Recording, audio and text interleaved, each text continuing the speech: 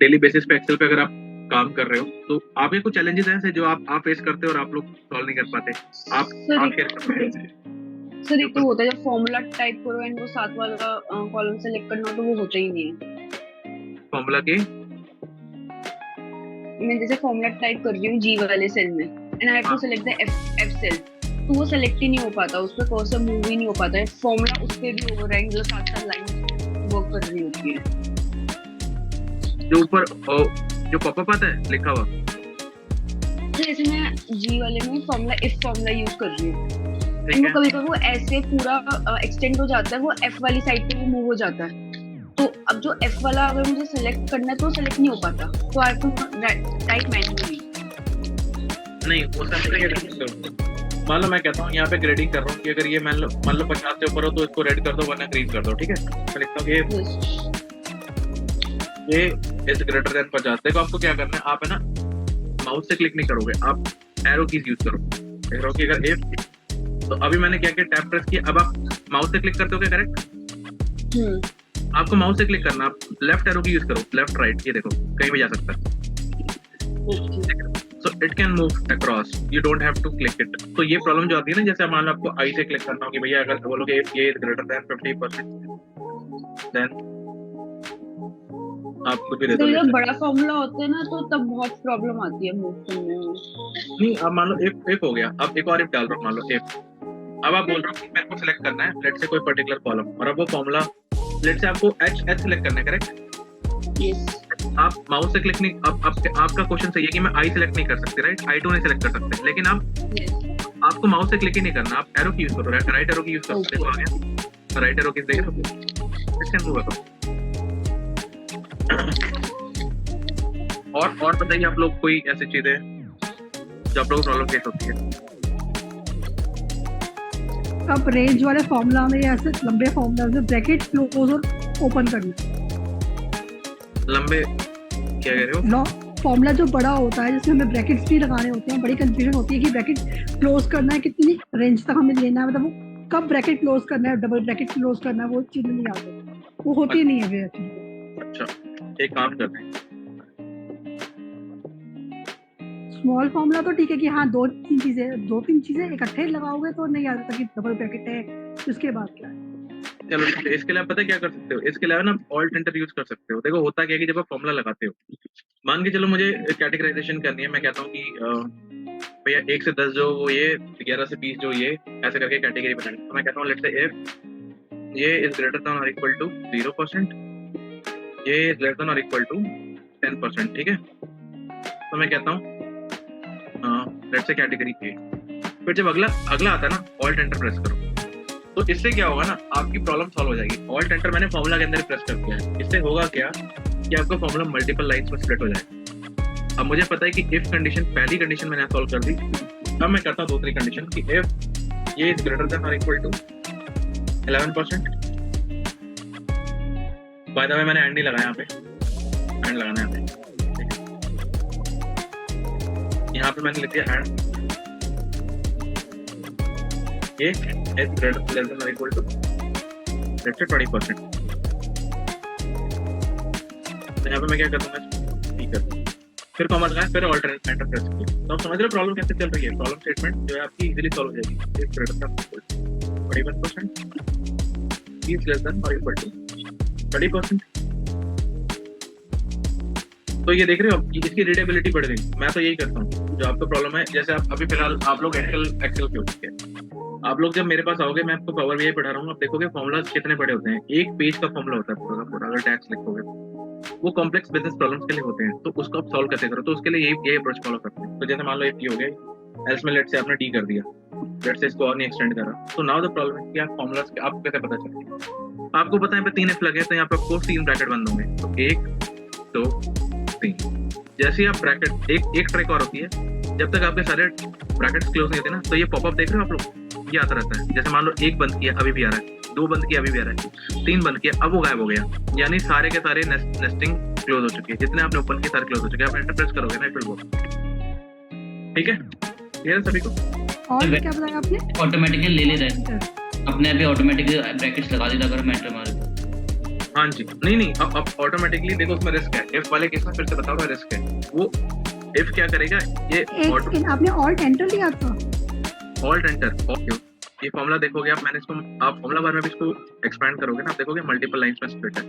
Readability बढ़ गई। पहली कंडीशन ये है, दूसरी राइट। कंडीशन ऐसे करो आप। अच्छा, तो एक ही लाइन में बहुत कुछ हो जाता है, समझ में नहीं आता कौन सा ब्रैकेट हमने क्लोज नहीं किया हुआ, किसने नहीं क्लोज फॉर करा है। श्योर, फॉर श्योर कॉम्प्लेक्सिटी बहुत हाई होती है। इफ लगाते हो या कभी कभी मैनिपुलेशन कर रहे हो डेटा के साथ, तो वहाँ पे बहुत चैलेंजेस आते हैं और हमें फिर वहाँ पे कुछ ना कुछ ऐसा ऑप्शन निकालना होता है जो उसको थोड़ा सा रीडेबल बना दे। हाँ, फॉर्मूलाज हमारे रीडेबल तो होने चाहिए, तो दिखते हो। पिवट टेबल्स में आपने कल कैलकुलेटेड कॉलम तो कर लिया होगा ना, कैलकुलेटेड कॉलम कैसे करते हैं। अगर आप लोगों को पिवट टेबल बना रहे हैं, आप लोगों को ये पता चल चुका होगा इसमें स्टेप्स क्या क्या हैं। पहले आपको सोर्स लेना होता है, उसके बाद आपको काइंड ऑफ पिवट लेनी होती है, उसके बाद आप सोर्स डेटा कहाँ पे वो लेते हैं। इसका ना एक ऑफसेट कर लिया आप लोगों ने।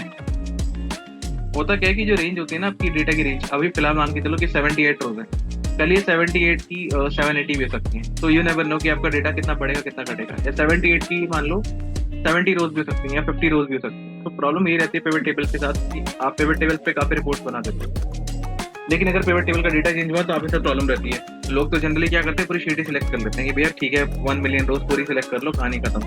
बट इवेंचुअली वो आपकी इसकी शीट को काफी स्लो डाउन कर देता है, क्योंकि जितना डेटा सोर्स करेगा पिवट एक पिवट कैश है, यानी एक टेम्परेरी मेमोरी, ताकि रियल टाइम में पिवट टेबल को एक्सेस कर पाओ। तो वो जो कैश मेमोरी यूज हो रही होती है ना, वो बहुत ज्यादा लोड डालती है और एक्सेल को कहीं ना कहीं वो बड़ा करती है। तो उसके लिए ऑफसेट यूज कर सकते हो। नॉट श्योर अभी बताया कि नहीं बताया मैंने ऑफसेट, अभी आई थिंक ऑफसेट आप लोगों के लिए अर्ली हो जाए। तो ये पिवट टेबल्स है, ठीक है। पिवट टेबल्स के अंदर जो मेन कहानी होती है,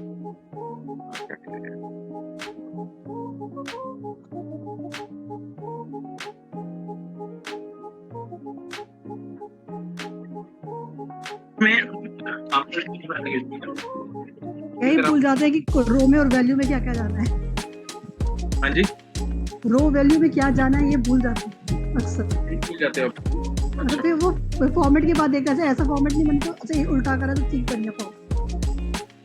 अच्छा, यहाँ पे देखो होता क्या है, जो मेन प्ले होता है वो ये होता है कि हम लोगों को क्या करना है। अब इसमें जो मेन कॉन्सेप्ट होते हैं ये होते हैं कि अगर आपके एक पर्टिकुलर कॉलम के अंदर वो न्यूमेरिक है तो वो ऑटोमेटिकली जाके समअप हो जाएगा, और जब अगर वो टेक्स्ट है तो जाके वो काउंट चलाएगा। लेट्स से मैं कह रहा हूँ कि यहाँ पे प्रोडक्ट नेम है, अगर मैं इसको यहाँ प्लेस करता हूँ वैल्यू सेक्शन में प्रोडक्ट नेम को, पहली चीज तो ये कि रोज एंड कॉलम्स में जो भी आप प्लेस करोगे वो क्या करता है, बाय डिफॉल्ट उसके डिस्टिंक्ट वैल्यूज ले लेता है, यानी यूनिक वैल्यूज ले लेता है। अगर मैं बोलूँ कि मेरे पास प्रोडक्ट नेम यानी प्रोडक्ट कितने हैं, तो अगर मैं यहाँ प्लेस करता हूँ तो मेरे पास अब देखो टोटल 77 आ चुके हैं। अगर इसी प्रोडक्ट नेम को मैं वैल्यू से मूव करता हूँ तो मैंने, क्योंकि अभी टेक्स्ट है तो ये बाय डिफॉल्ट एक काउंट पकड़ेगा। बट अगर आप कोई ऐसी न्यूमेरिक वैल्यू प्लेस करते हो जैसे यूनिट्स एंड स्टॉक, अगर इसको वैल्यू सेक्शन में डालते हो तो क्या करेगा, आपका सम ले लेगा। तो ये फर्क होता है। इसको आप चेंज कर सकते हो, जो गुप्ता जी ने कल आपको बताया, वैल्यू फील्ड सेटिंग्स में जाके आपसे काउंट, सम, एवरेज, मैक्स को भी ले सकते हैं। जो इंपॉर्टेंट चीज है वो ये है कि आप इसमें और एनालिसिस भी कर सकते हो। जैसे अगर मान के चलो एवरेज प्राइस पर category, average price of this category, इसमें आप चाहते हो कि आपको ये पता करना हो कि हर एक प्रोडक्ट का कैटेगरी ले लेना ही बेटर। अगर मान के चलो मुझे ये एवरेज प्राइस जो है कैटेगरी वाइज चाहिए, यहाँ से कैसे लेंगे, कैसे लेंगे कौन बताएगा? ये अच्छा सवाल पूछ लिया मैंने। सर एक बार दोबारा बताना क्या चाहिए? ओके, मेरा क्वेश्चन है कि मैं यहाँ पे जाना चाहता हूँ कि हर एक कैटेगरी का एवरेज प्राइस कैसे निकालूं, यहाँ से निकालता हूँ, और कैटेगरी आईडी के नहीं, आईडी पे नहीं, कैटेगरी कैसे निकालेंगे यहाँ पे? फेवरेट टिप, मुझे पता है कि कैटेगरी तो यहाँ पड़ी हुई है, मतलब कैटेगरी नेम की बात कर रहा हूँ, और यहाँ पे मेरे पास कैटेगरी है, कैटेगरी आईडी है। मुझे नहीं पता इस कैटेगरी आईडी का कैटेगरी नेम क्या है। तो अगर मैं सॉल्व करता जनरली तो मैं क्या करता, मैं लुकअप मार के सबसे पहले इसकी कैटेगरी ले आऊंगा। यहाँ पे यही करूंगा ना मैं, सबसे पहले मैं लुकअप अप्लाई करूंगा सिंपल, और यहाँ से मैं क्या करूंगा, कैटेगरी ले आया। यही करोगे आप ही, और फिर इस पे पिवट ड्रॉप करोगे। राइट साइड में गए, एवरेजेस निकालने आप क्या करोगे, यहाँ कैटेगरी नेम ले लोगे यहाँ पे, और यहाँ पे क्या करोगे, यूनिट प्राइस जो है इसका आप क्या करोगे, एवरेज ले लोगे। तो अब देखो ये काम जो हमने यहाँ पे किया, ये हमने वहाँ पे किया, या पिवट से सॉल्व करना। इसको आप चाहो तो मैच करा सकते हैं। कहाँ से? कैटेगरी तो एक बार और बता दो कैसे किया है। देखो यहाँ पे मैंने क्या किया, देखो मैंने क्या किया, चाहो तो उसको कंपेयर भी कर सकते हो। दिखा अभी क्विकली दिखा लास्ट वाला छोड़ो क्योंकि लास्ट वाले की कोई वैल्यू नहीं है, ये एवरेज का एवरेज है एंड इट्स जनरली रॉन्ग। तो देखो मैंने क्या किया, सबसे पहले चीज मेरा क्वेश्चन ये था कि क्या मैं कैटेगरी वाइज एवरेज निकाल सकता हूँ। तो यहाँ तो कैटेगरी थी तो एवरेज निकालना ही, बट आपके प्रोडक्ट टेबल्स के अंदर सिर्फ कैटेगरी आईडी है। तो सबसे पहला काम ये था मेरा कि मैं पे कैटेगरी लेके आया। तो मैंने क्या किया, मैंने कैटेगरी आईडी के बेसिस पे VLOOKUP किया और मैं कैटेगरीज पे इसके बेसिस पे कैटेगरी नेम ले आया। ठीक है, ये तो क्लियर है सभी को, ये कैटेगरी आईडी। अब मैंने इस पे पिवट टेबल ड्रॉप किया और जब पिवट टेबल बनाया तो यहाँ पे देखो मैंने क्या क्या यूज किया है। यहाँ पे मैंने 2 कॉलम्स यूज करे। पहली चीज मुझे कैटेगरी वाइज एवरेज चाहिए था यूनिट प्राइस का। तो आप देखोगे यहाँ पे, अब यहाँ पे देखोगे सबसे पहले चीज मुझे कैटेगरी चाहिए थी, ये कैटेगरी मैं यहाँ ले आया हूँ। इस कैटेगरी को मैं सबसे पहले यहाँ पे ले आया। अब चाहिए मुझे यूनिट प्राइस का एवरेज। अब यूनिट प्राइस का एवरेज मैंने वहाँ पे कैसे निकाला था, सिंपल वहाँ पे सम को डिवाइड किया था काउंट से। यहाँ तो मेरे पास पिवट में इनबिल्ट एग्रीगेट होता है, एग्रीगेटर मैं सीधा यहाँ यूज करूंगा। मैं क्या करूंगा, यहाँ पे यूनिट प्राइस जो है इसको मैं उठा के सबसे पहले वैल्यू सेक्शन में लेके आऊंगा जो आप लोगों ने कल सीखा था। तो यहाँ पे लेके आऊंगा तो बाय डिफॉल्ट मैंने क्या था कि जो भी न्यूमेरिक कॉलम होता है यानी ये वाला कॉलम जो है इसका सम ले लेगा। अब इस सम को एप्लीकेशन को चेंज करना है तो मैं यहाँ पे ब्लैक एरो पे क्लिक करूंगा, वैल्यू सेटिंग्स पे गए, यहाँ पे देखो सम आ रहा है, इसको मैं करूंगा एवरेज। जैसे भी इसका एवरेज करूंगा आपको प्रॉब्लम है। हाँ क्योंकि सामने रॉ वाला एवरेजेस तो हाँ जी ठीक है, तो समझ गया। हाँ हाँ बिल्कुल, आप कह रहे सही कह रहे हो कि ये नाम के बेसिस पर उठा लिया। और यहाँ पे मैंने क्या किया, वहाँ से लुकअप मार के भी चेक करवा लिया कि ये दोनों बराबर आ रहे हैं कि नहीं आ रहे, और फिर आंसर वेरीफाई हो। यानी आप पिवट से करो या फिर आप उसको फॉर्मूला से करो, सेम आएगा आंसर। वेरीफाई करने के लिए आपके पास दोनों टूल्स हैं। अगर आप कहीं पे पिवट टेबल यूज कर रहे हो तो भी फॉर्मूला लगा के चेक कर लो क्या सेम आ रहा है नहीं आ रहा, क्योंकि डेटा ना बहुत रिस्की होता है। ये पिवट टेबल से इसको ऐसे सॉल्व कर सकते हो। पिवट टेबल के अंदर और भी बहुत सारे ऑप्शन, जैसे अगर आपको कोई कैटेगरी रिपीट करनी है, फॉर एग्जांपल ये आपके पास ये कैटेगरी आ रही है, आप लेट्स से आपको सेकंड कैटेगरी ऐड करना है। आप ये भी जानना चाहते हो कि product wise category wise product wise क्या है, फॉर एग्जांपल तो जैसे आप इसको यहाँ पे डालोगे ना पिवट की शक्ल थोड़ी बदल जाएगी। ये पिवट मुझे पसंद नहीं आती, इसे कॉम्पैक्ट वर्जन बोलते हैं। आप डिजाइन में जाओगे, डिजाइन में जाके एक रिपोर्ट लेआउट होता है, यहाँ पे होता है शो टैबलेट फॉर्मेट। ये गुप्ता जी ने कल बताया। ये क्या करता है, जो कॉम्पैक्ट फॉर्मेट आप देखोगे टी कॉलम के अंदर इसने बेवरेजेस यानी कि कैटेगरी और प्रोडक्ट यानी चाय भी डाल रखा है। क्यों ना अगर टी यू वी को यूज करें, टी के अंदर बेवरेजेस दिखाए यानी कैटेगरी दिखाए, यू के अंदर प्रोडक्ट दिखाए, वी के अंदर वैल्यू दिखाए, तो वो टैबलेट फॉर्मेट होता है। ये बात फिर तो कहता हूँ पिवट टेबल पे जब क्लिक करोगे उसके बाद ही मेन्यू दिखेगा। ये मेन्यू जो आप देख पा रहे हो ना ऊपर, ये कॉन्टेक्स्ट ड्रिवन मेन्यू है, यानी ऐसा नहीं है कि आप इसको क्लिक करोगे तो आपको मिल जाएगा। जब तक आप पिवट टेबल को क्लिक नहीं करोगे तब तक आपके पास ये मेन्यूज नहीं आएंगे। डिजाइन में जाएंगे, डिजाइन में जाके report layout show and tablet, ये टेबल में दिख जाएगा। अब देखो यही एक्सपेक्ट कर रहे थे हम लोग। इस डेटा के साथ डील करना बहुत ईजी होता है क्योंकि इसको हम कहीं लेके जा सकते हैं, कहीं यानी किस रिपोर्टिंग के लिए यूज कर सकते हैं। आप देखोगे बेवरेजेस यहाँ पर रिपीट नहीं, हम रिपीट करवा सकते हैं। हाँ रिपीट कैसे करवाएंगे वही मैं डिजाइन में जाएंगे, रिपोर्ट लेआउट में रिपीट ऑल आइटम लेबल्स, इसको आप करोगे हो जाएगा। इसको हम पहले कैसे करते थे देखा, मतलब पहले ही ऑप्शन नहीं था। एक्सेल बहुत ज्यादा इवॉल्व हुई है, पहले ऑप्शन नहीं होता था। हम क्या करते थे, मैं करता था सबसे पहले ये पहले इज इक्वल टू ये कर दिया और मैं बोलता था कि इफ ये इक्वल्स टू एम्प्टी देन में ऊपर वाला ले लो, एल्स में ये ऊपर, तो मैं इसको उठा के ड्रैग कर देता तो मेरा काम हो जाता। अब यहाँ पे है ना ये बहुत लंबी चौड़ी टेबल है, इसके पहले ये फॉर्मूला ना की बनाने में भी काफी यूज में आता है। ओके हाँ, तो यहाँ पे ना सब टोटल्स आप देख पा रहे होगे, बेवरेजेस के सब टोटल्स आ रहे हैं। आइडियली डेटा को खराब कर रहे हैं। अगर इसका रॉ डेटा सोचो, समराइज रॉ डेटा, तो ये गड़बड़ कर रहा है। तो इस सब टोटल को आप ऑफ कर दो, जैसे डू नॉट शो सपोर्ट, तो ये बेवरेजेस वाला पीछे गायब हो। ठीक है, तो आप देखो जो काम मैंने भी यहाँ पे मैनुअली किया है और बेशक से सही है। यहाँ पे और फॉर्मूला भी लगा सकते हो कि भैया अगर इफ यहाँ पे मैं करो यहाँ लगा, देखो ग्रैंड टोटल यहाँ पे यू नेवर नो, ये ग्रैंड टोटल आ रखा है। अब जहाँ से ग्रैंड टोटल हो या ब्लैंक हो कुछ नहीं, तो यहाँ पे आप लगा सकते हो कि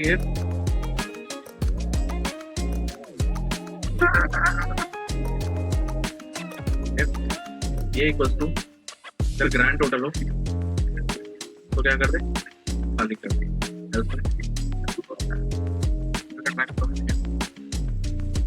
ठीक है, तो आप देख रहे हो, इसको आप पूरा फॉर्मूला को एक्सपैंड कर दो, चाहे तो 1000 तक कर दो, नो मैटर कि कितना डेटा आ जाएगा, ये ऑटोमेटिकली एडजस्ट कर लेगा आपकी। अब ऑफ कोर्स अब तो आ चुका है प्रॉब्लम नहीं, तो आपके पास क्या है, डिजाइन में जाके आप फॉर्मूला से भी कर रहे हो इसको, आप वैसे ही कर रहे हो, और आप लोग जैसे आपने बताया रिपोर्ट सॉल्व करनी होती है, तो वही चीज जो मैं कर रहा हूँ ऐसे मैनुअली। ठीक है, ये आपकी पिवट टेबल हो गई। इस पिवट टेबल को अगर आप डिजाइन में जाके इसको फॉर्मेट्स भी दे सकते हो, तो ये फॉर्मेट्स होते हैं आपके पास। देखो हाइलाइटर्स होते हैं, आप चाहो तो कोई भी, मैं जनरली जो फॉलो करता हूँ, या ये वाला नहीं करता मैं, तो मैं इस टाइप के format, light weight formats follow करता हूँ, इस टाइप। बट आप पे डिपेंड करता है कि आप किस टाइप का फॉर्मेट यूज करना चाहते हो। ये प्रीसेट्स होते हैं, रेडी कर देते हैं आपकी रिपोर्ट को। अगर मान लो क्विकली कोई एनालिसिस करके भेजनी है, तो पिवट टेबल ने देखा आपने कितनी फास्ट किया काम, तो यहाँ पे देख रहे हो समरी कितनी जल्दी ब्रेक हो गई, एवरेज ऑटोमेटिकली ब्रेक हो गया। वैसे तो ये average price is equal to actual price होंगे, क्योंकि एवरेज क्या ही निकलेगा, किसी को इसे डिवाइड करके तो कुछ निकलेगा नहीं। चाय का $18 ही होगा, या 2 होंगे तो मुश्किल से।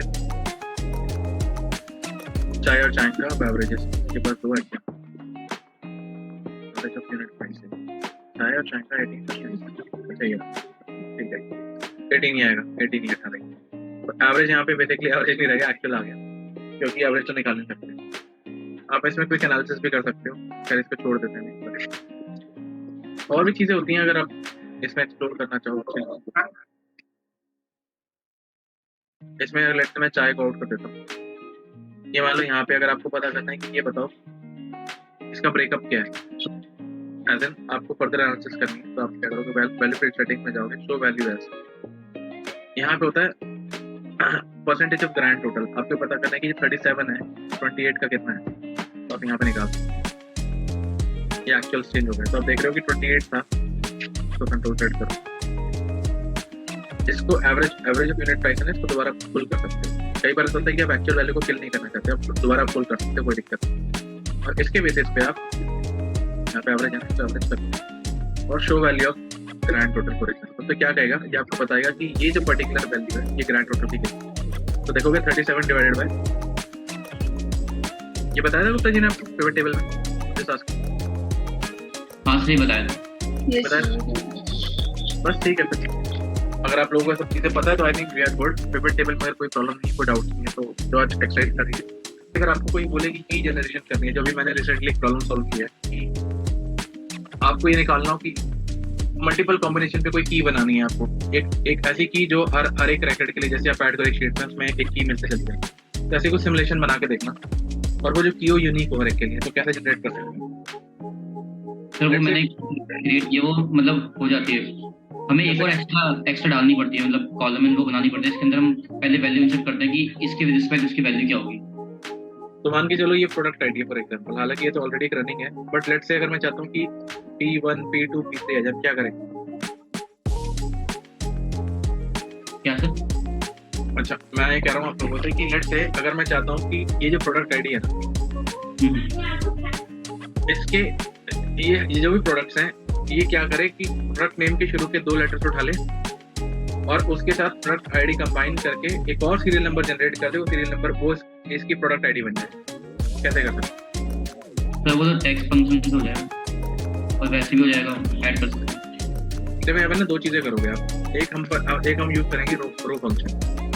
रो फंक्शन आप करोगे A1 एंड ये एंड लेफ्ट ऑफ, इस तरह के ना कीज जनरेट कर सकते हो। जैसे यहाँ पे मैंने गलत ले लिया, P2 नहीं C2 नहीं। सर लेकिन ये रॉ फंक्शन तभी यूज में आएगा ना अगर प्रोडक्ट आईडी सीक्वेंस में, इसलिए अगर अदरवाइज तो हमें इसको एज अ टेक्स्ट उठाना पड़ेगा। नहीं, हमें तो यूनिक जनरेट करना,